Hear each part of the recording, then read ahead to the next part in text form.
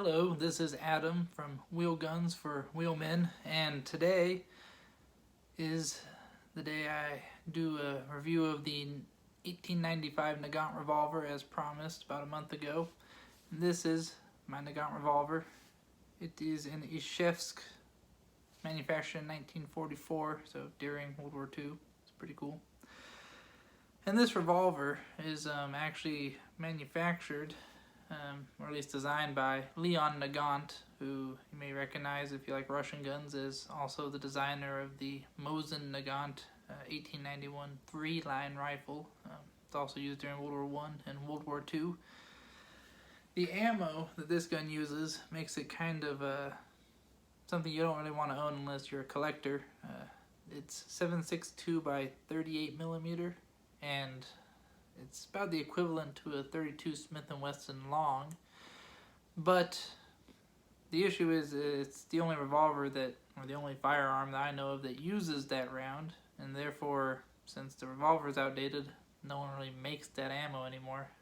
Every once in a while, I think PPU and Fiocchi, two European manufacturers, will make small batches of it, but other than that, you have to go to a gun show or on Gunbroker and try to get it from a private party. And the round itself is actually fairly anemic. 32 Smith & Wesson Long, I believe, is about 20 foot-pounds of energy more upon impact at the same distance than the 7.62 Nagant ammo.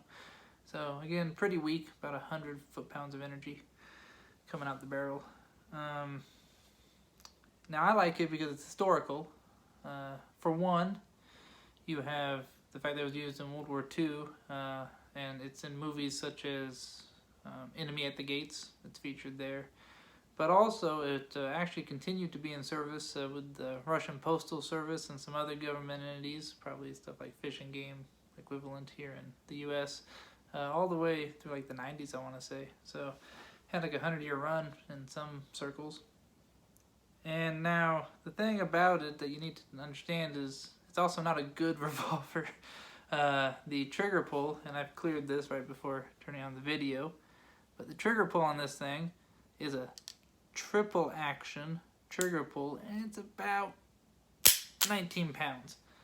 And if you notice, the cylinder itself at the very end of the trigger pull moves forward just a tiny bit, and what it's doing is it's pushing the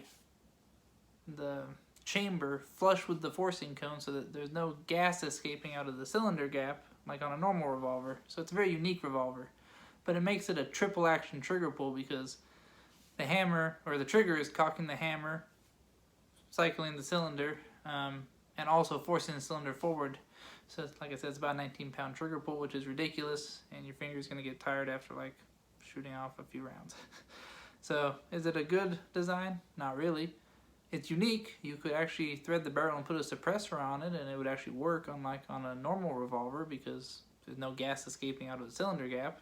So that's interesting. But yeah, it's from 1895, right when semi-autos were becoming, a thing commercially, but they were still pretty new. So cool at the time, but nowadays it's outdated with nearly extinct ammo and no real purpose, and the worst trigger you've probably ever felt on any sort of firearm. But I really like it. It's actually my favorite firearm that I currently own and that I've owned ever, and I've owned about 60. So it's really cool.